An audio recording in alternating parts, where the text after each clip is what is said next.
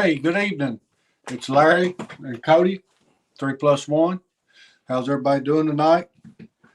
Well, we have a very special guest tonight from Chesapeake Bay Catfishing, Mr. Timmy Bullock.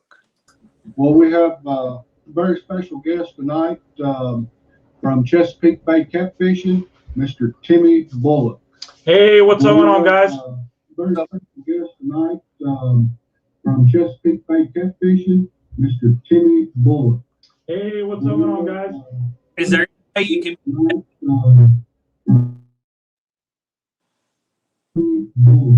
Hey, what's going on, guys? Is there any way you can? Let me see.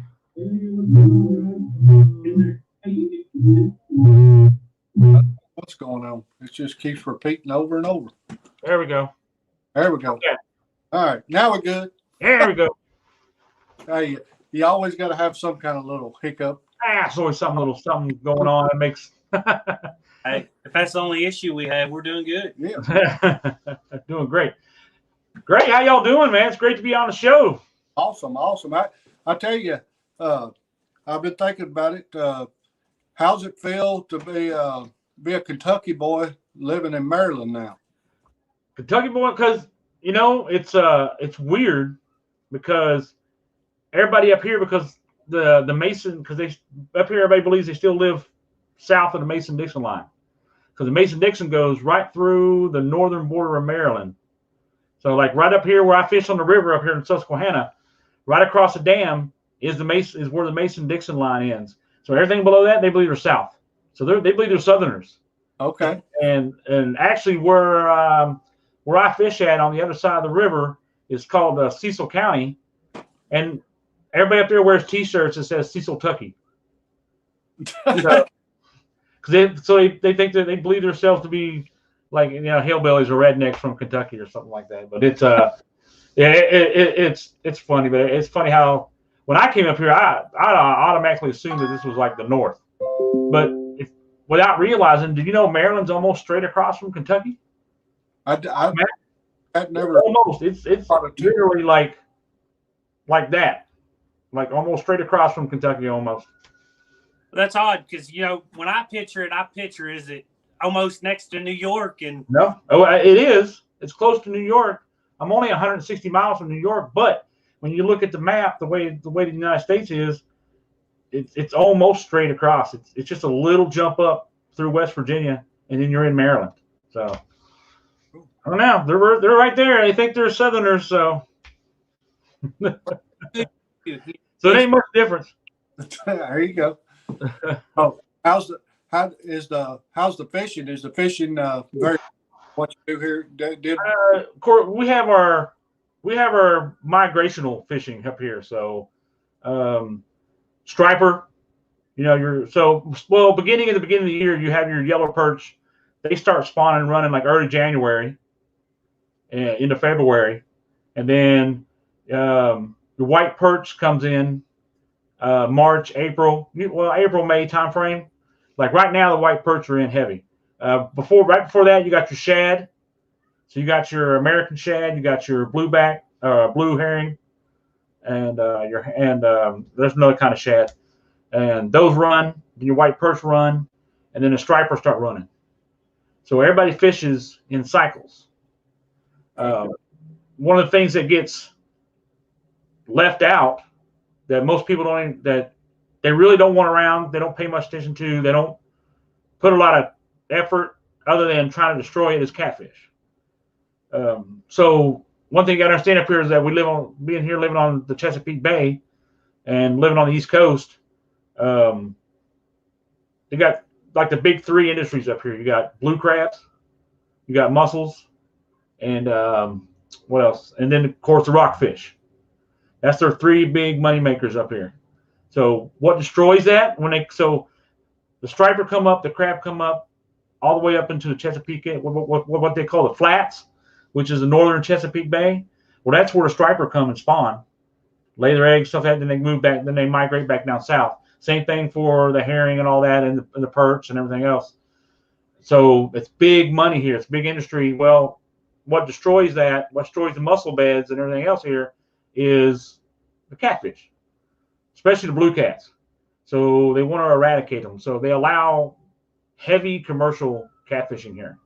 Really? They come up in the rivers, they come up in the bay, and they constantly run lines. They're constantly dropping traps, and they catch thousands and thousands of pounds of catfish. I mean, they're just hauling 1,000, 1,500 pounds a day out of there easily, if not more. So, yeah, so they still consider blue cats and flatheads to be an invasive species. And so they're trying very hard to eradicate those species because I kind of get it. They do a lot of damage to the mussel beds, to the rockfish spawns, and the crab. The blue catfish will just annihilate, blue crab. And that's huge. It's big industry up here on the East Coast in the Chesapeake Bay. So, yeah. Other than that, I mean, the bass fishery here. I mean, the largemouth bass, the smallmouth population is huge. People pull giant bass out of this river and the Chesapeake Bay. Huge smallmouth on the Susquehanna up here in the river. So largemouth up there, are they the northern strain, I guess? Yeah. They're the northern strain, but they get huge. They have some nice tournaments up here and stuff like that. But the smallmouth, especially up north of dam, up towards, like you're heading towards Pennsylvania on Susquehanna, right. Big smallmouth up there. And then the carp are just ridiculous. They're everywhere. And you ever seen, if you ever get a chance, Luke from Catfish and Carp. Yes. He has a video where he fishes up above the dam on the Susquehanna. He takes he meets a guy up there and he takes it out. I think it might be a charter. I can't remember if it's a charter or not, or just a guy he knows. But he takes him out on the Susquehanna and they do a flyover with the drones, and you can just see the schools of thousands of carp just moving together through the shallows in that river up there, and it's unbelievable.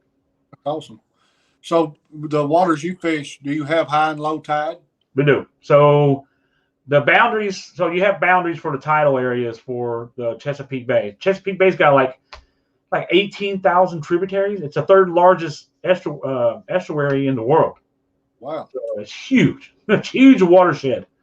But you got your main rivers up where I live. You got the Susquehanna, the Bush River, the Gunpowder. You got the Elk and the Northeast River and stuff that flows into the Chesapeake Bay. And what were we talking about? High and low tide. Yes. So the boundaries, for the Susquehanna, tidal runs all the way up to the dam. So that's all tidal. Everything above the dam is non-tidal. Same thing for the Elk River, for the Gunpowder. It goes up to certain. It's all, you can look it up online. They tell you exactly where the boundaries are. But yes, we have sometimes extreme high tides and low tides, and sometimes not. It just depends on moon phases. Depends on a lot of things. And then of course, the Susquehanna is flowing into the Chesapeake Bay, and it's fighting the tide waters, and then they're also opening the gates in the Susquehanna, which also pushes against the tide. So you have these forces that kind of clash each other. But yeah, we have good tidal water up here and stuff like that. So do you fish I guess a heavy current, or is it a moderate current? It's I would consider it like a medium current. It depends on if they open the gates, but most of the rivers here and stuff are not. I wouldn't consider like heavy currents. I use like 3 or 4 ounce weights. 5 ounce at the most. I usually do good with 3. You can even go along with 2 sometimes, because sometimes just especially when they got the gates closed on the dam with the Susquehanna flowing in, the currents are like almost dead. So it just depends. You get some good ones in the river sometime. So you were talking about the reasons why they consider catfish to be invasive. So that means the food source is there for them, and if it wasn't for them considering them invasive and allowing the commercial fishing, y'all would probably have an excellent fishery. I mean, that really being the fact that we're not allowed to touch the shad, so you're not even allowed to have those. You You can catch and release shad here, like the American shad, and then like the blueback herring and I forget what the other shad is, but you're not even allowed to possess those. You can catch and release only. Like right now, I mean, and they come in, I mean, by the millions. You can sit there and almost walk across them in the Susquehanna River. They come in so thick. Just schools and schools of shad, and we can't touch them. So you can't use any of that for bait. So, and then it's just full of bluegill and sunfish and every type of panfish, crappie, white perch, yellow perch, walleye, and then you got the snakehead fry, and you got the bass, and you got the rockfish, and then you also got some of the saltwater species actually make their way all the way up into the northern part of Chesapeake. So then you got spot and bluefish and everything else that occasionally makes its way up. Occasional shark every once in a while makes its way up here. Little dogfish sharks make their way up north. It's brackish all the way up until you get all the way up to the northern part of Chesapeake Bay. So, being you can't use shad, are you using predominantly panfish? Yeah, so panfish, perch. You can use gizzard shad. Okay. But and we do have a semi decent population like golden shiners, and then creek chub from the creeks, but mostly like bluegill, perch, and then eel. Now they sell eel everywhere for the rockfish. So a lot of people use live eels, but they're the small ones, the little skinny, little pin-shaped ones, about 12 inch long, and they're only about that big around, So they sell those like crazy at the bait shops. But that's for the rock fishermen mostly. So are the American eel, natural to those waters? Yep, I catch them all the time, big ones. Oh. So the ones you see Chunky Cat and stuff using all the time, that he buys at the Asian stores and stuff. Yeah. I use those. I catch those in the river all the time. I know a lot of people to trap for them. They have eel traps like up at the dam and several other places that tries to collect a lot of them. Okay. So do people eat the eel? Asian. A lot of the Asian population. My wife is South Korean, and she loves eel. Okay. Have you tried it? I have. I don't like it. I like it. I don't like it. A little too gamey, a little too chewy. I mean, I can't eat it. That's what I was just kind of wondering what it tasted like. Just fishy, really. Fishy. Yeah. Well, what would you think of fishy? Just real chewy and just because, like I said, you ever see like Chunky, like he puts on a hook, you won't come off. They literally will not come off. You have to cut them off your hook almost sometimes to get them off. They're tough. Rubbery. The skin of very rubbery. Yeah. That's why I can't stomach them, because they're just too rubber. Yeah, just too rubbery and chewy. You should have chewed them on for about a day and a half. Yeah. That looks like a snake to me anyway, so I ain't fooling with them. Mm-hmm. Well, why it's on my mind, I think the link's been put up a few times, but Timmy from Chesapeake Bay Catfishing is only, I believe, 8 away from hitting 500. Yeah, I think might be. Yeah, I think 8. I'm not really sure. I have to look it up, but yeah. Some guys help him out. Go we check out. I'm like 8 away from 500. Yeah, let's get him to 500 tonight. So if you haven't already subbed, definitely go ahead and sub.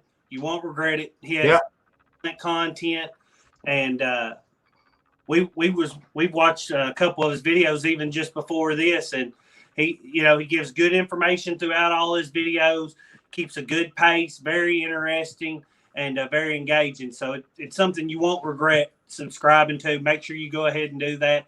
Help him get to the 500 point, because absolutely for us, we just appreciate it. Feels amazing. The goal's 1,000, but halfway there, you feel like, so you say I have a chance, Yeah. I don't know what it is about that 500 number, man. Just it feels big. It does. Yeah. It does. You hit that big old 50. Yeah. And I'll definitely be planning on doing a decent giveaway when I hit 500. So yeah, we're just 8 away. We've been sitting at 492 for a little bit, and we're just kind of slowly creeping our way up there. But I know it takes time. Yeah. Small channel. I only got like 40 videos up. I started out in the beginning, try doing it the traditional way, wearing a GoPro, setting up cameras and filming. I did the first few videos like that, but then I got hooked into the first time I did the live streams and stuff like that. I don't know. I just got hooked just because I enjoyed the interaction. When I was doing the other videos, I just found myself just sitting there and I can't stir up a conversation with nobody. Right. A lot of people could do that. That's why some people are really good at doing their videos, not just the editing part, but because in their videos they're actually like talking to people into the camera, just like they're talking to you and me, but there's nobody there. Right. And I can't grasp of just creating conversation out of thin air, like I'm talking to somebody and they're asking me questions and stuff, and I'm giving out information to nobody, Right. So when I started doing live streams, and then I just kind of stuck with it, just because I have everybody there, and plus then you're meeting all these people. Yes. And it's amazing how many people that you've met just from the live streams and the chats. And before that, when I first started the videos, I didn't, unless somebody commented on my video, but that would only be maybe 1 or 2 people, 3 or 4, and you really didn't get to know them because they just ask you a question like, "Where are you?" And you type in, "Oh, it's on the Susquehanna River," and that's it. "Oh, thank you," and it's over. So right, yeah, right. Like you said, the interaction. We have a problem because you kind of know where we're at. We're on Barren River Lake. Oh yeah. To get service out there to stream is awful. Yeah. And all our good spots have no reception. And then the mediocre spots have spotty reception, but it's not, it's fine if you wanted to pull something up on your phone, but it's enough to actually live. And then we've got 1 or 2 spots that we can go catch maybe a fish or 2, but you're just not going to produce the fish you want. Yeah. So that's hard. That's the amazing thing about up here is that it's a small state and it's highly congested. So you could literally be out in the middle of the mile-wide river and you'd be getting full reception out there because there's just little towns everywhere and there's cell towers like everywhere. It's hard to find places that don't have real good reception here. You can literally go about anywhere and have decent reception. But that also means you're in an area where a lot of people fish, and it's heavily fished, which means the fishing is slow. So there's places you have to get way out into that you could. So that's something that I'm actually working on right now. Is that I'm starting. I pulled out one of my old backpacks and stuff, and I'm starting to put all my catfish gear in a backpack, strapping my chair to the side and my rod holders. And I'm going to start trying to walk some of these trails to try to get into some spots where not a lot of people fish. So I'm trying to start walking in a little bit more. There's a few places where you can walk out, like across some railroad tracks there up on Susquehanna, where not a lot of people, go fish, because there's not a lot of bank access on the Susquehanna River. They do that for a reason, is they try to keep the area as pristine as, the banks as pristine as possible. They don't want to see 5,000 people lined up on the bank fishing and stuff like that. It just doesn't look good because for all the pleasure boaters, you have a lot of people down here with a lot of money, with a lot of big boats, big old cruisers and yachts and stuff like that. And they like to cruise the rivers and the bay, and they don't want to see a bunch of people cooking and grilling and fishing and up and down the up bank. and down the river on the banks with lines in the water everywhere. They don't want to see that. They want to see the pretty trees and stuff like that. And that's the reason why they leave it all like that, So, So I'm gonna try to get out and try to find a little different spots to try to see if get on some more fish, because right now the fishing is like almost dead here for some reason. It's just so slowed down. The catfishing is. Well, with the tide, I guess, do you have to, I guess, keep eye on the tide when you get high tide? When you have Oh yeah, yeah. So there's certain spots where it'll come, especially if it you get a really high tide some days or some evenings. It'll come all the way up on the bank and up on the trails and stuff like that. So yeah, you got to be very wary of that. And then of course you got to listen for those sirens when they open them gates, because they open up enough of them gates. You know, if above the dam it gets too high, they got to release water, and they'll release a bunch, and that'll bring the water up. It'll go into town almost. Oh, really? Oh, yeah, if it gets real bad. Well, they release water here. We're fishing a reservoir, so but even at max pull, it's never like that. I mean, no. you see the current really pick up, and the water might creep up, steadily, but it's nothing that you're just watching it go. Yeah. You'll see the current go up.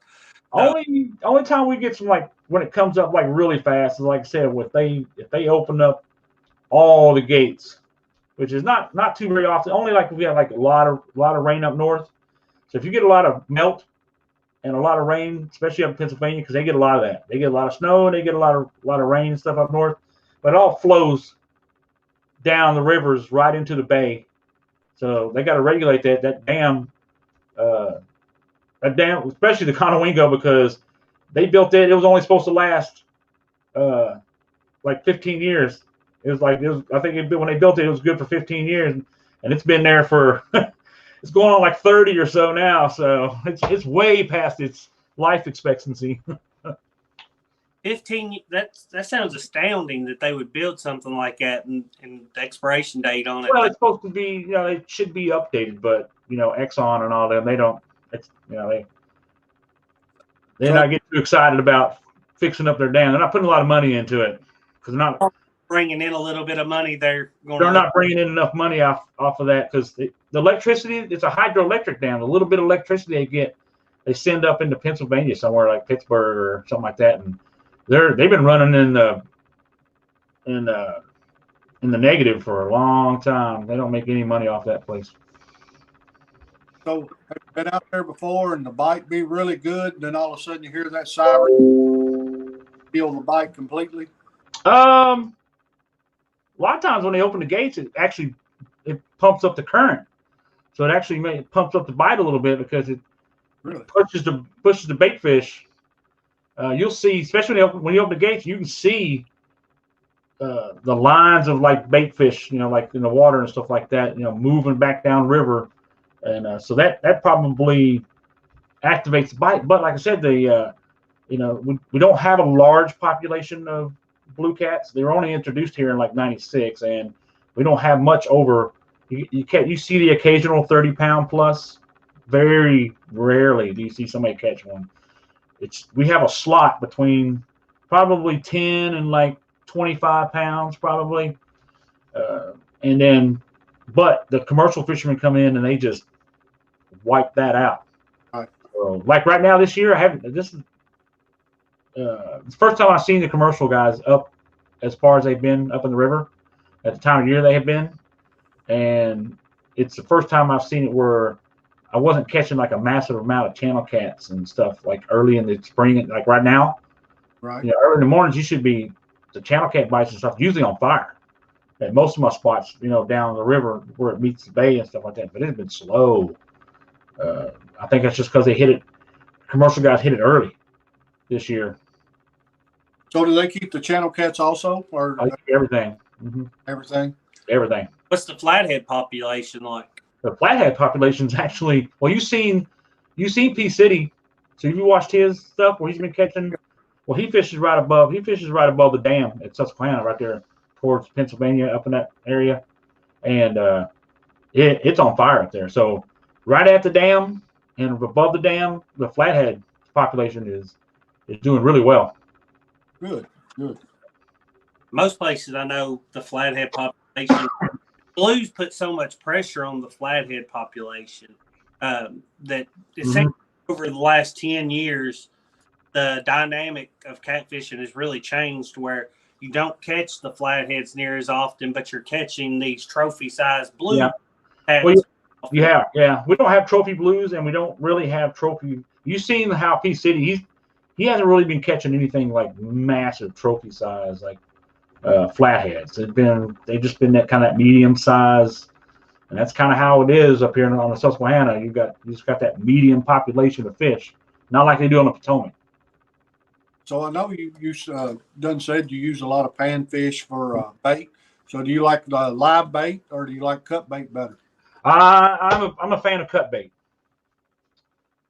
Yeah, Not really, not any particular reason. It's just get more bait out of a fish. That's the way I see it. Is I just get, I could be able to fill all my rods with one fish instead of throwing one live fish on 3 live fish, and then I'm losing 3 bluegills. And if they get off or get loose or die or whatever else, and then to me that's a lot of bait. right. Right. I don't mind taking that one rod and putting a big bluegill out there and let it sit and hope that flathead comes along and gets it. And then my other rods have cut bait on them. Right.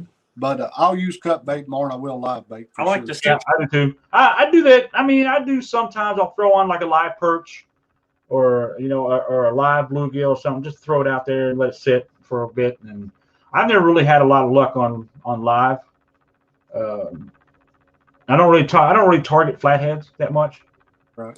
It's something that I want to start getting into more. I catch them just because they're in the river, and I catch them occasionally here and there. I've got a couple I've caught on video and some of my videos, but yeah, I don't really target them. Not like P City does, like a lot of people do. They target them this time of year. Yes. I don't. I just get out and just fish for the most part. Does the rivers up there have the same amount of creek inlets as like what we do here in Kentucky? I know you're familiar with both water systems. Yep. Yeah, just like have you guys ever been down like around Lake Cumberland and stuff down there?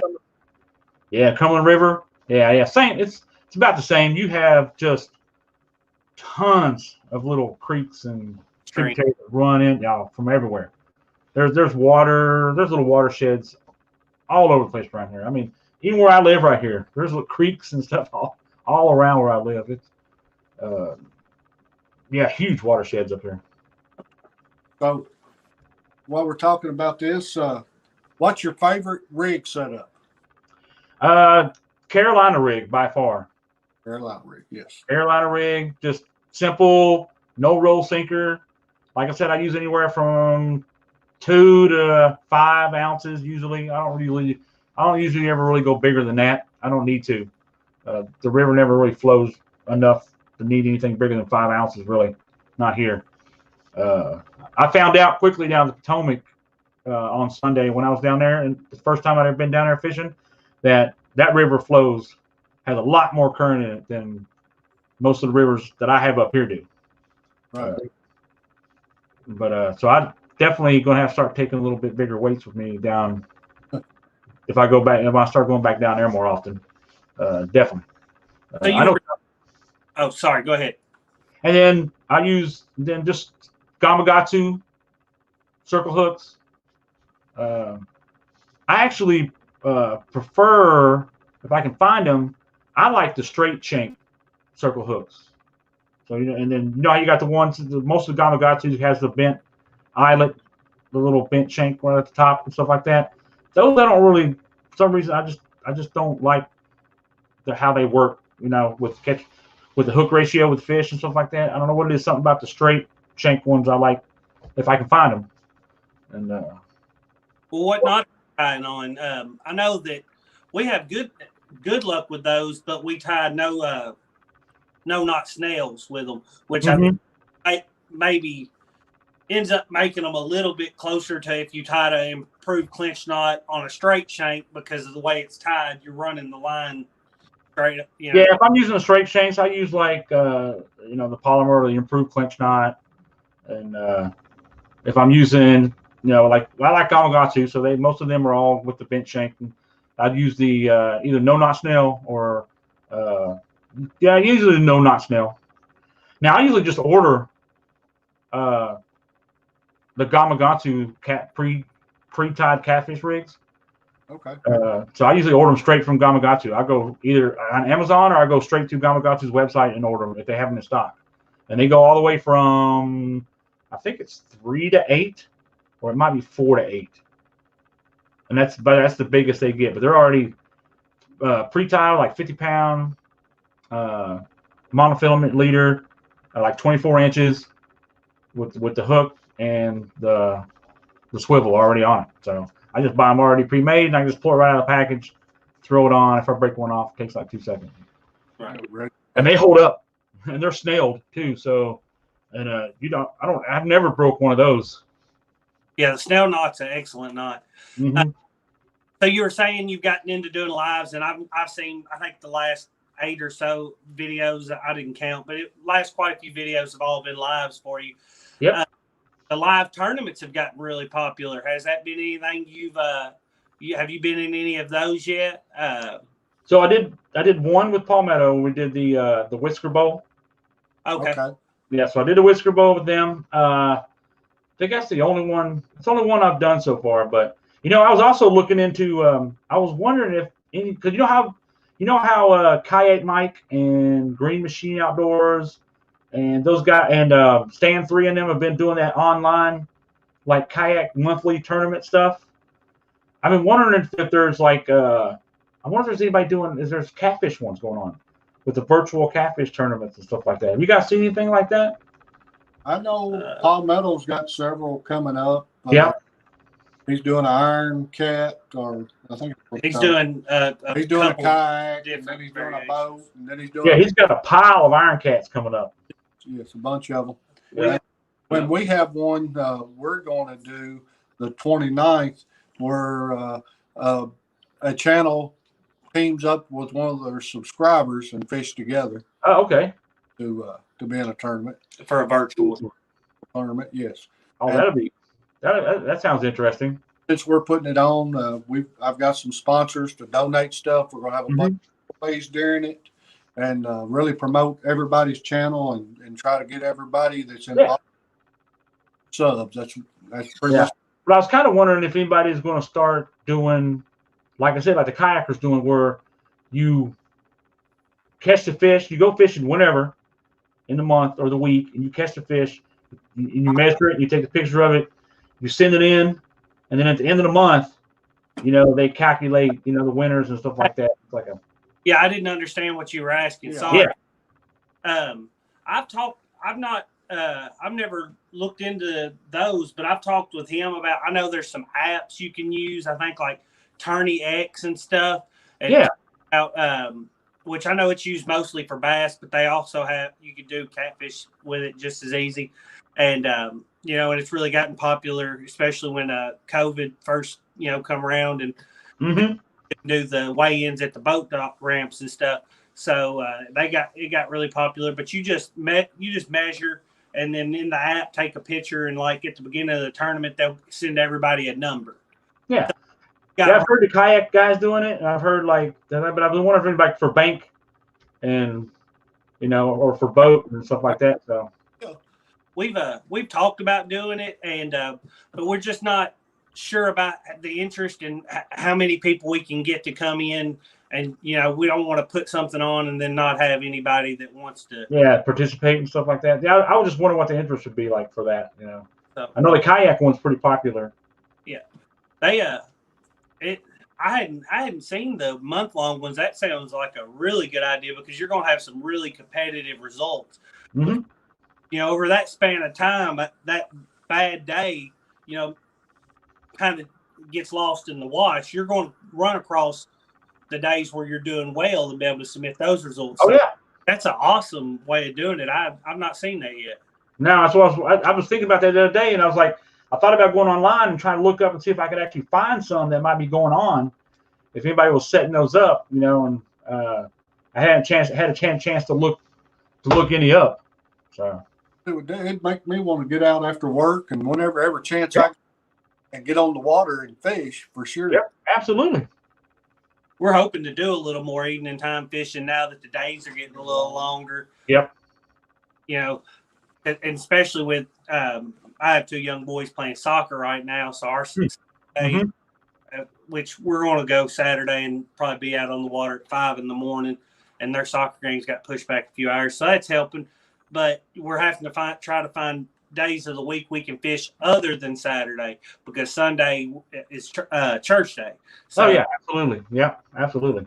So during the week we're with the days getting longer, we're gonna try to figure out a little bit of time. Do you normally fish on just one day a week, or are you blessed enough to get out multiple times a week? You know what, I have being the fact that I'm retired from the military, and I appreciate it. And my two boys are grown, and I got one that lives in Kansas, and I got one that lives here at home, but he's 21 years old, so he's doing his thing. So it's just me and Mama, and then I work just like a normal job where it's not no heavily burdened responsibility.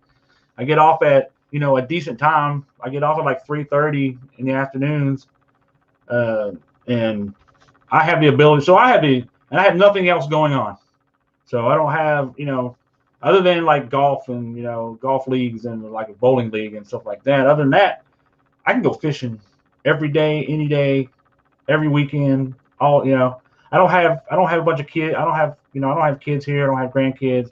I don't have family here for the most part in Maryland. So it's just me and Mama, man. We go fishing all the time.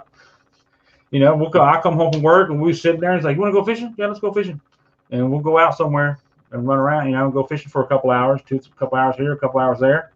It's great. I love it. I love it, having the ability to have the freedom now to just be able to go, whenever, That's a great thing. Like where I live, I'm 5 minutes from the boat ramp that we use.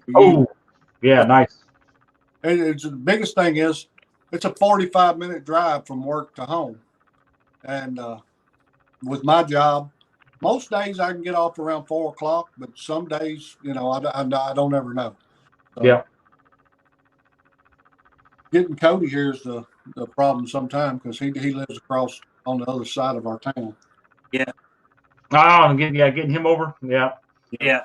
Can't go fishing without the good looking one, No. You gotta have something to keep the something worth looking at on camera, keep worth looking at. Yeah, somewhere. And that's good. That's been the challenge of starting a YouTube channel. I don't know if you've had any challenges. I'm sure everybody does, but trying to learn to fish on camera and adapt to doing things where you're making sure you are getting good footage, but then also not letting the channel take the fun out of fishing for you. That too. So that's one of the things with live that is here lately is starting to what am I going to say? It's starting to frustrate me a little bit, is that the whole turn around backwards, trying to get the you and the rods in the shot, and I can't turn around. I can't see the river, and you kind of lose some enjoyment. A lot of times I'm looking at the parking lot, or I'm looking right at my car, but I got the camera up with the live stream going, and the rods are in the background, because you got to get the rods in the shot, and everybody wants to see the takedowns, and so for a while then you start thinking like, man, I don't really like these live streams, because I can't really sit and enjoy the reason why I'm here, the river and the water and the wildlife, and watching the rods yourself go down, and instead of watching them in the camera all the time. Right. So that's the difference between just filming, because then you could when you're normal filming, you could just sit there and just fish normally, but then you have to actually create interaction with the camera. You can't just. I noticed that when I first started a couple of videos I did where I didn't say anything, because usually you go out fishing by yourself, or you don't talk to nobody or anything or nothing, and it's just quiet, and you just get up and you check your rods and you just do it normally, what your normal stuff do, catch fish, bring them in, maybe take a picture of them or two and throw them back in the water, but you're not saying nothing to nobody. But then you got to remember the camera's there and you got to say something. Be engaged. Yeah. Like woo, fish on, or or like look at this one, this is a nice fish, I caught this one, between the rocks, and this is the one the bait was laying behind the log or something like that. You don't normally say that stuff. You think it in your head, but you don't never say it out loud.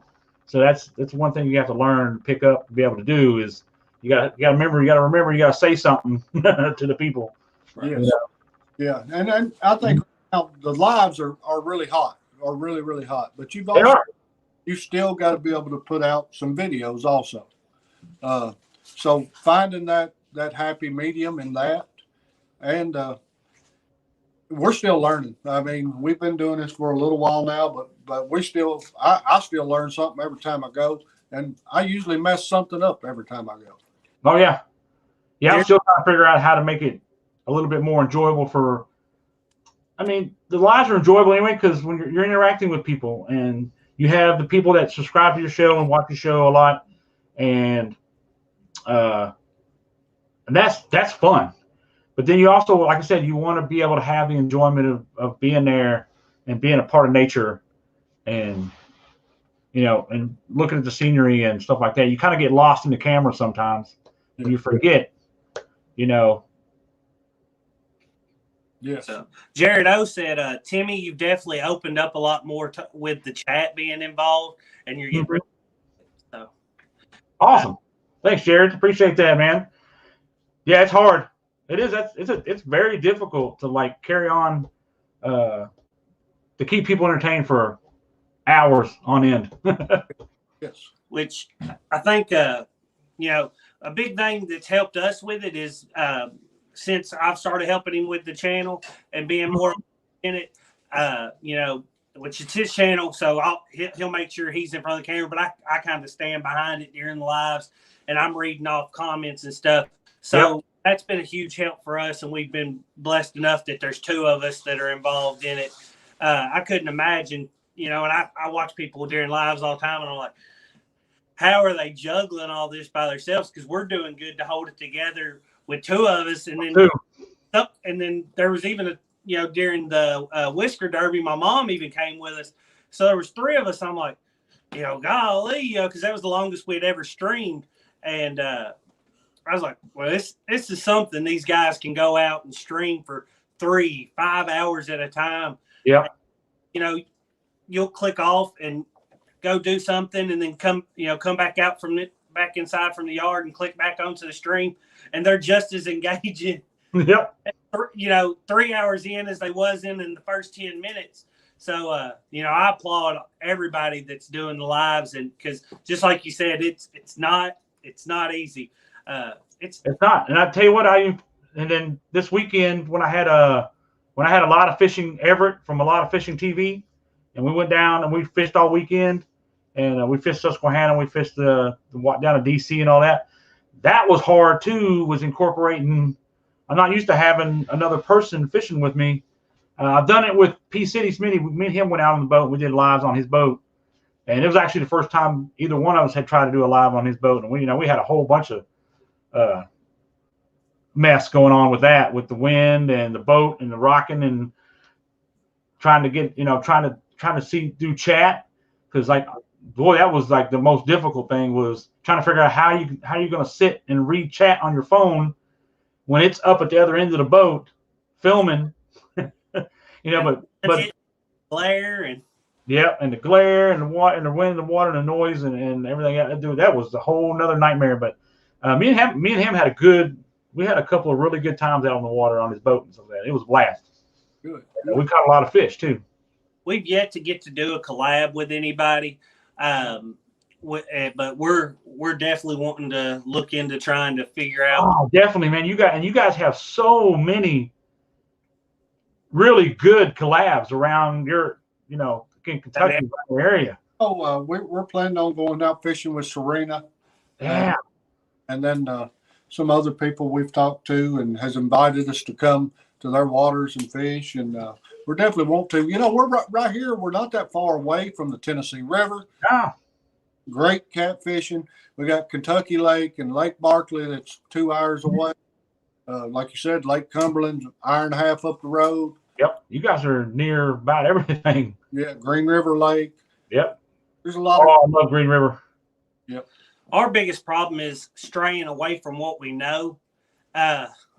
Being, all I've ever fished is Barren River Lake. Mm-hmm. And it's like, well, I know we can go produce, like Tennessee River, awesome fishery. They produce a lot bigger fish than what we can here at Barren.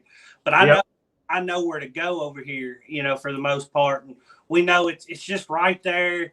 We know we'll catch some fish, we'll have a good time.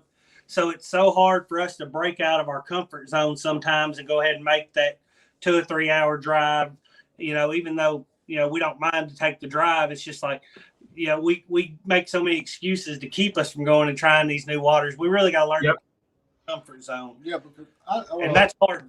That's hard. When I came up here and for the first time, and I had so many of these waters, and the East Coast with the Atlantic Ocean and saltwater and tidal, non-tidal. I mean, just so many different things that I have never really got into. I mean, I've done a little bit of each here and there when I've lived different parts of the country. I think that's what's kind of helped me because I've been in the military all my life. I've lived all over the United States and so every state that I've lived in has been completely different, fishing wise. Right. A lot of the same species and stuff like that, but just different types of water. I mean, I lived in Colorado and fishing up there in those big old trout waters where you catch big monster like rainbows and browns and stuff like that in the lakes and stuff there, because they have those those winter those cold state lakes where they're like crystal clear and you can see 30 foot to the bottom and the fish can see you coming like 6 miles away. But it's beautiful. You got big old beautiful lakes like that up in Colorado and out, and then you get down into Texas and fishing down there around Fort Hood and San Antonio and Houston and all those areas down there, and going down to Corpus Christi and hitting, fishing in the Gulf, and then coming across the Mississippi and fishing down there in Gulfport and in the Gulf, fishing the oil rigs for like redfish, and then fishing like in places like Kentucky, where you've got, heavy woods and, Kansas. And then I lived in Kansas for a number of years. That was the last place I lived before I moved out here. And out there, it's just the plains and it's wide open and you can see for miles and miles and miles. And you're standing on these little lakes and stuff. And there's just nothing around you for days, and it's just beautiful. And you're out in the middle of nowhere and there's nobody around, and there's no towns within 100 miles, and it's just a whole different experiences. And out of all those travels and different places you've got to fish, do you have a place that's Your a favorite? Yes. So I would have to say the favorite place I ever lived is probably Colorado Springs. Okay. Just gorgeous up there, and then and so much fishing wise and just outdoors in general, hunting and it's just beautiful. I mean, we used to fish at these ponds and just catch just as many bass as you could possibly catch. You just throw a lure out there and it just hits the water and you just slam bass all day long. But then late in the evenings, you'd have black bear that would come up and drink on the other side of the lake, the other side of the pond, and deer, and you'd have like 10-foot elk and moose just like walk right through the middle of the street, right through the middle of your house and driveways and stuff like that, and big old giant wolves. I mean, I loved it out there. I don't know what it is about the Midwest and stuff like that. It's just gorgeous and stuff like that. But man, there's something I've liked about a little bit about everywhere, really. Right. I like it up here because it's just beautiful up here in the north. If you guys ever been up in the Northeast, man, it'll blow your mind away. It's just gorgeous up here. Jared O says, what species did you target? Oh, like everywhere? Well, see, I used to be primarily like growing up and some big panfish bass guy. Grew up like everybody else, normally start out with panfish and then kind of progress yourself into catching bass, and most of the play and trout. So that's what I've really done. And most it wasn't really until I got. I mean, I've always fished for catfish just for fun. You know, everybody's always thrown night crawlers out and stuff and caught channel cats and stuff like that. You know, I didn't really get serious until I was living in Kansas. You know, about almost 8 years ago now. And then I really started getting into, because there's like a huge pot, you know, they got a huge population of catfish and big catfish. Yeah. So I really started getting into it out there. And that's what carried over me into Maryland. And then that's just been in love with fishing catfish. I think it's also because it's easy, because I can sit in the bank and relax and fish and put some rods in the water. You know, bass fishing, that's a lot of moving around and walking and bank and fishing and moving. You got to move to bass fish. And just want to go ahead and put this back out there. I don't know if we've got anybody new joining in with us. But Chesapeake Bay catfishing is 5 away from 500. Ooh! Help him get that 5. It's a huge milestone, and he definitely did. Yeah. So just want to say it again, if y'all are just joining us, if you've already heard me say it, sorry to keep spewing the same stuff, but he's definitely worth subbing to, and he definitely deserves the 500. Let's try to get him to it tonight, guys. That'd be so awesome, man. That's been a big one that I've been like looking forward to for a long time, and I'm gonna be excited when I hit that one. But yeah, 5 more, man. That's all we need. 5 more peeps from somewhere. Let's team up. It's gotta be 5 people out there like to watch fishing. I mean, yeah, yes, definitely. So you talk about Kansas, and that's where you really got into catfishing. Is that where? Yeah. Is that where your PB come from, or what is my PB? So out there, I caught a 35-pound blue. Okay. And on the gosh, what lake is that? I have a horrible memory. It's only been a few years. I'm getting too old. There's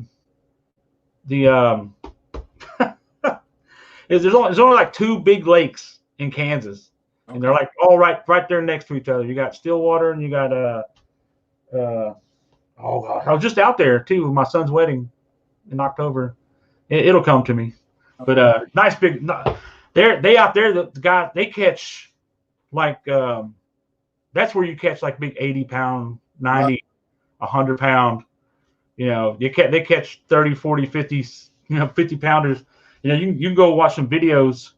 There's some YouTube videos of the guys catching, 300, 400, 500 pounds of fish, and in a setting, just bringing in just monster catfish out of that. And that lake is deep. We're talking like couple hundred feet deep or more in spot. I mean, it's deep lake. So there's some big old fish on the bottom. Big old catfish. I know I heard you say something about redfish, and surf fishing, something that I've really grown this new passion for. Started Gulf Shores over the last 2 years, and been a few times, and finally caught my first redfish in a live stream we did down there, and kind of embarrassed myself. I was excited as a little schoolgirl, but all the same, I was pumped about catching it. And it's a whole. So the first time I got out here, the first summer, like I said, there was just so many places to go, and all over Chesapeake Bay and out Delaware to the Indian River, where Indian River Inlet that runs into the Atlantic Ocean, and just big old beaches out there, and just peninsulas that jet out, for mile, And so I went out to Delaware, Indian River Inlet, and sit there and watch the dolphins swim through the inlet and all that. And then I was trying to catch Atlantic croaker, and I ended up catching I caught a little shark, little dogfish shark. Caught a couple of big old horseshoe crabs, big giant horseshoe crabs.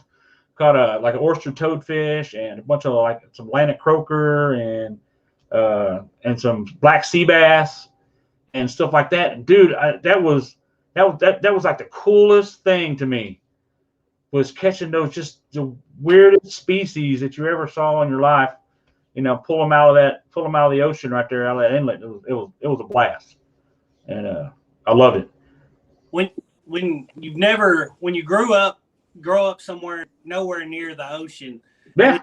putting all these fish that are colorful and they're streamlined and they just look completely different to anything you've ever seen. Mm-hmm. It's really exciting, even when it's a small fish. I mean, there's nothing like it, and it's invigorating. Yeah. Well, I got up here, and these guys are all real big on these striped bass, these 30-inch plus striped bass, 30 pounds plus, or whatever. And I got up here, and I'm like, we had those everywhere in Lake Cumberland. There's big old striped bass everywhere down there. We used to call them rock bass or stripers, but you get some monster stripers out of Lake Cumberland. And so when I got up here and all these people are like big old huge charter boats and stuff like that going out catching like stripers, I was like, we used to catch those things, all the time. But they love it up here. That's like like the biggest thing going up here this time of year is the striped bass. Something I've found: most catfishermen do not like stripe. Mm-mm. They don't like it. They put up a heck of a fight. They do put up a good fight. They put up a heck of a fight. You know what puts up a heck of a fight is they got a hybrid out in the Midwest called, some people in here might know it, it's called Wiper. And it's a hybrid between like a white bass and a striper. Oh, we have These things are like just huge muscle. They will fight you tooth and nail to the bank. But they hit so hard, they hit like a freight train. Especially if you're fishing with like shallow like shad wraps and stuff like that, like crankbaits and stuff like that. And they will hit those like a Mack truck. And just your rod will just go, whoa.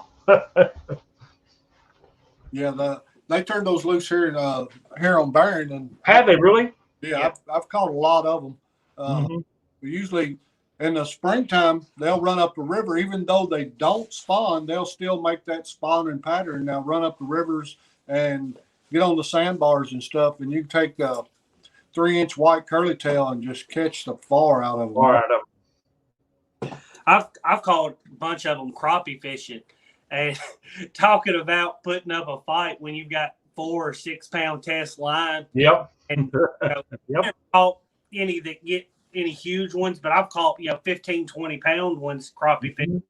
And I've caught I think one that was that size crappie fishing. I've had a bunch of stuff break me off that was just too big, and you get it up close enough that you see it's a stripe or a hybrid, and it takes that run and snaps you off. Oh, snaps you right off like that. Heck of a fight on that ultralight, and because they hit a minnow in a heartbeat. Oh yeah, just hard. Oh, they're like I said, they're like a little speed demon. They're great. I love them. And they're awesome to catch. A wide tail, so they have a lot of force when they. Oh yeah, they're built for it. That's for sure. Need 3 more. We got a lot of folks in here today, don't we?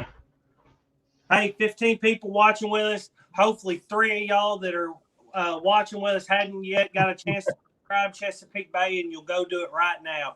We really want to. That would be awesome. On the stream, y'all can see his live reaction to it. He might get up and do a dance for you. You never. He did say he was going to giveaway on his channel whenever. There's a new one. Oh, Carson Payne just subscribed. Thank you. So, after you subscribe, don't just subscribe. Go check out some of his past videos and stay tuned, because he said that giveaway's coming. So make sure you're staying tuned for new content. Absolutely. And he's definitely going to show that he appreciates all the. Yeah, for 500, I want to try to come up with something. Interesting for a giveaway. So. Yeah, we just hit 500 ourselves. We're a little over 500 now, and you got like 520 or something like that, right? Yes, and we're getting ready to do a big giveaway for it. But nice. Next weekend we're actually going to Catapalooza, so we're holding off on doing our giveaway till we go to Catapalooza, and I can see what kind of deals I can get and get something really good. Absolutely, get something really good. Oh, that's nice. I wish I could. I wish I could get down there for that, but I just can't get away. So, yeah, we think it's going to be fun. We're looking forward to hopefully meeting a lot of people that we've gotten to chat with over online through this YouTube community, and really gotten to know people better than I ever thought you could just through a YouTube chat. And, you build relationships with people you're chatting with and stuff, and you get to feel like you actually so really looking forward to getting to meet some of these people. Hopefully, some people that are subscribed to the channel, and then other channels we enjoy watching ourselves. So we're really excited about it. And then hopefully going to pick up some new equipment. So love waste. Absolutely. You always got to pick up new gear when you're down there for those. Absolutely. So speaking of gear, do you have any gear that you're fond of or you like to use? I've become very fond of the rip and lip rods. Rip and lip rods. Okay. They have become a big favorite of mine. I really do. I just love the way they look, man. That kind of that maroon with the white tips and stuff like that, or that reddish maroon. Yeah, that just really pops. I really like how, and I just like how they just the action on them, how the rods work. But I'm really enjoying those. What else? Let's see. What else kind of little gear things that I like that's really helped me out? How about, is there a certain reel you like to use? So right now I've been trying out these Cast King Brutus. Yeah, Cast King Brutus. Line counter on it? No, these are spinning reels. I did just put, because I got 5 of the ripping lips. I got 3 spinning and I got 2 bait casting. And the bait casters I just put on a pair of the Pin Rivals. Okay. I think they're 20s or something like that. I can't remember the number on them, but man, I'm really liking those. Those were sweet bait casting reels. So you hit 501. Oh, woo, yeah, nice. Woo. That's awesome. That's awesome. That's awesome. I know you've got to be pumped about it, or at least if you're anything like us, we was about it. I think for most YouTubers, that's like, I can't believe I just hit 500. That's awesome. That's awesome. I can't even think of what I want to say, but yeah, for most YouTubers, that's a huge milestone to hit. It's 500. Yes, it is. I think that's probably it may even be bigger than 1,000. I think by the time you get to 1,000, you're just like, you're kind of numb to it. Maybe, I don't know. So, but I know a lot of people get excited about 1,000. But the affirmation, I feel like it gives you, it tells you, hey, because you feel like you get to 100 and that feels like you're doing something, but then sometimes the growth gets a little slower, but it gets steady, but it gets a little slower. And to hit that 500's affirmation that you're right, and that maybe somebody out there. It really kind of, I think it kind of solidifies you in kind of like in the YouTube kind of realm world, as being the kind of like just being up there, like just, I don't know, kind of makes you feel like a real YouTuber. Like I'm actually doing this, and I actually kind of halfway know what I'm doing, and can like halfway entertain people. Yeah, I tell you, the way I think I hit the 500, I can't wait to get 1,000 to see how I do feel. Ooh, yeah, I can't even think about that right now. I mean, that just seems like that to be like a millennium away, but you never know. Right. You never know. You just never know what it is you're going to do that's going to break out. Right, exactly. And it could be something you would think is irrelevant. Yeah. Something that gets enough eyes on you that they see your content's worth subbing.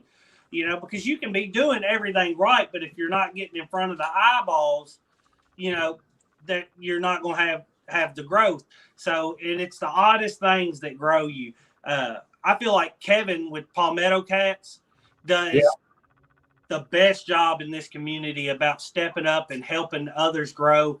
And he's constantly putting on tournaments, and he puts it in the description that you have to have a less than 1,000 subscribers to enter, because wants to see those grow, and it benefits him none to try to grow channels that are he's competing with for watch time, But he doesn't look at it that way, and neither do we. But No. it goes to show he's that good of a guy that he's just trying to help. He looks at it like he looks at it in the way that that it's growing and building the community, which will also help to build and grow the channels and the people and a lot of these activities and stuff, and these tournaments and all these things that the community's starting to get into because of that growth and that excitement. Another one that really advocates and helps grow is Avid. Avid, he's not got 1,000 subscribers or anything, but man, he really works hard at getting people to grow and pushing other people. Yeah, he does. He does a great job of his show and stuff like that. That's his primary function on his show, is to push people's channels and try to get them to grow. And we're trying to do the same. I mean, we do the show because we hope it's good for our channel, but then at the same time, all the people we message typically have less subscribers than us because we want to see other channels grow and we want to grow with them. And it just feels like it forges a bond when you get that growth together. And I think it's a real blessing for us and for others, and it's amazing to see. I'm just as pumped for you hitting 500 as I was when we hit it. When you hit it. Yeah. Thank you guys, man. This is great. This is awesome, man. I've had, it's a monumental accomplishment, man. It is. And congratulations on it. You deserve it. Yeah, I can't wait to get my little email or whatever from YouTube, saying congratulations on 500. That's going to be awesome. So you was talking about the pissy funds. Oh, did he? Was it Cash King? No, the pissy funds. Cash King, or the pin rivals. I don't have any PC funds. Oh, I don't know why I thought he said pissy fund. Sorry. That's all right. One of the Cash King. But he ended up ordering it in a little bit of a larger size. I think he ordered it in something around the 7,000 series, or maybe it's a 70 series is what they call it. But it's a little big for the type of fishing we do. I mean, it'd be a great size probably if you were bank fishing only and you were going to put it on like a 9 or a 10-foot rod that you could just you could just rip, and then you would need that extra line capacity. We predominantly fish from a boat, and even when we fish from the bank, we don't worry about getting too far away from the bank. And when we're in the boat, we just pull close enough that it doesn't matter. A little big for us, so I don't think I've gotten a fair judgment on it because I'm not fond of it, the Cash King Rover. But it's not the real's fault because it was just we bought a size that was a hair big for what we like to do. But we also bought a pissy fun at the same time. We were going to see which one we liked better, and I really like the pissy fun. Well, you like them? Yeah, because he let the fish. But I liked it. The Chaos 50. It's really what I used it is a really smooth reel. It casts smooth. It retreats smooth. Until, just like he said, I was fishing from the bank. My wife and I went to do a live from the bank, and we were fishing, and I let it get pulled in the lake. Oh, yeah. Oh my goodness, that's my worst nightmare. Is losing a rod in the lake. Caught on it. Never had a fish caught on it, and had a B&M Silver Cat Elite that he ordered at the same time. So, really nice rod. Nice reel, not the most expensive reel by any means. They're actually really cheap for what you're getting because they're great quality. And from everything, that's a heartbreak. They seem to be reviewed really well. But we hadn't had a hookup on it yet. We had one hookup. One and done. One and done. I wouldn't even mind. He just shut the live off. If it was out of the hammer, it'd have been worth it. I'd have been like, man, that at least that's entertaining. Yeah. Is it my some views or something? Oh man. Yeah, I've never really worried about like line capacity.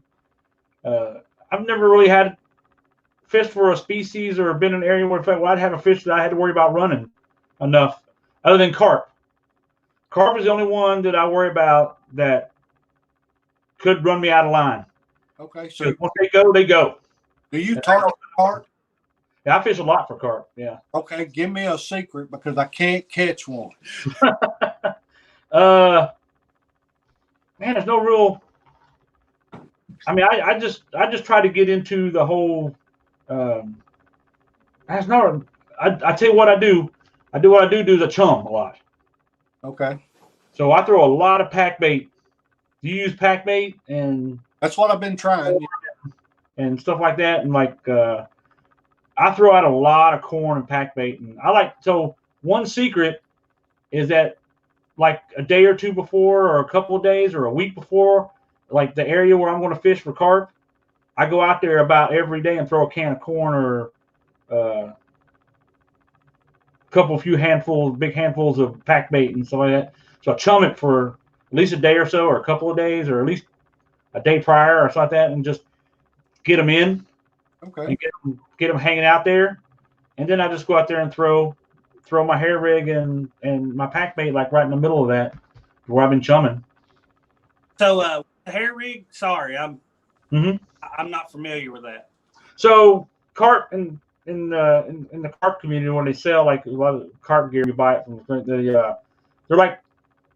they're like a blended braid.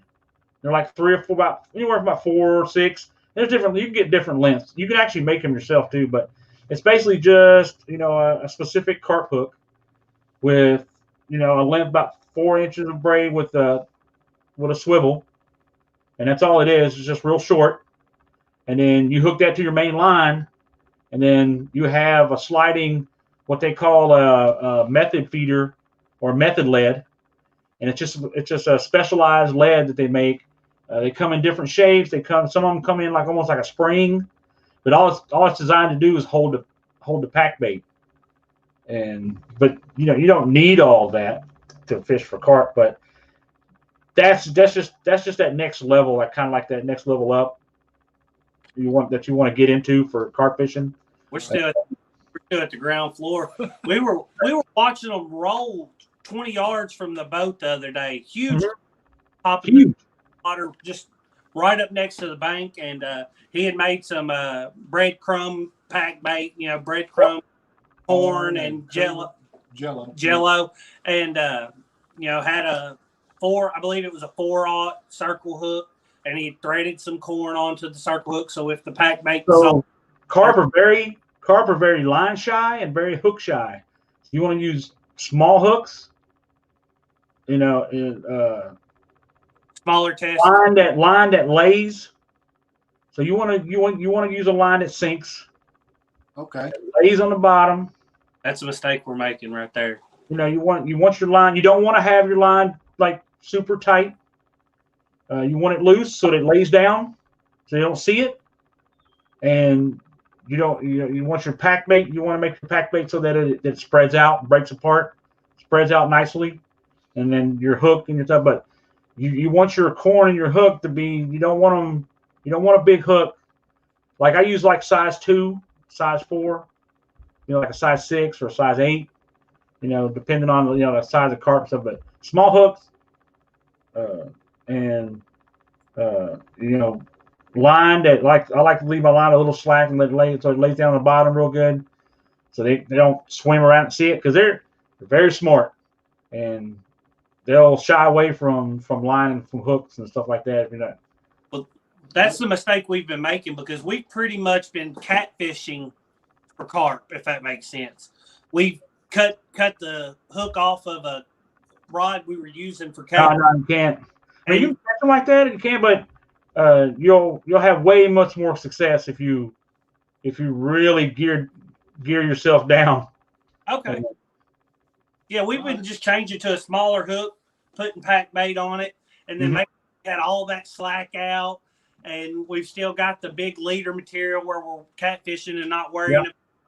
I leave my bail wide open, or I leave my drag. So I use. That's why that you hear a lot of people talking about how to use bait feeders for carp. The bait feeder reels, because they got the drag and they have the rear drag and they got the front drag. So what you do is you set your front drag for fighting, and then you set your rear drag for running, and then you release your rear drag completely. I usually leave it almost completely loose. That way, when they pick it up, because carp, when they pick it up and they feel that little prick of that hook, they go like a rocket, and they'll run you out of line in a second, in a heartbeat. Especially a big one like 30 plus pound carp. Well, you ain't stopping them. So you just let them run, and then you set the hook on him, and then you just let him pull drag, and just kind of fight him in, and but yeah, I leave my lines a little slack in the water, and I use specific. So I order most of my stuff. I order off bigcarptackle.com, and I use specific carp line that's designed to be subtle in the water and sink and lay flat on the bottom, and method leads. But you can just take a normal big old lead and wrap it. It just makes them easier, because like their method leads and stuff, they hold the pack bait a lot better. So that way it keeps it together until it hits the bottom and then spreads out. And but I also use multiple rods with a lot of pack bait, and I not chunk. So a lot of carp fishermen they got these little things. They're basically like little I don't know what they're called, but like you throw a dog's tennis ball with. Yeah. What you throw that tennis ball with? You can chunk like what they call like boilies. Yeah, like have you heard them guys talking about the boilies and stuff like that you fish with? Yeah.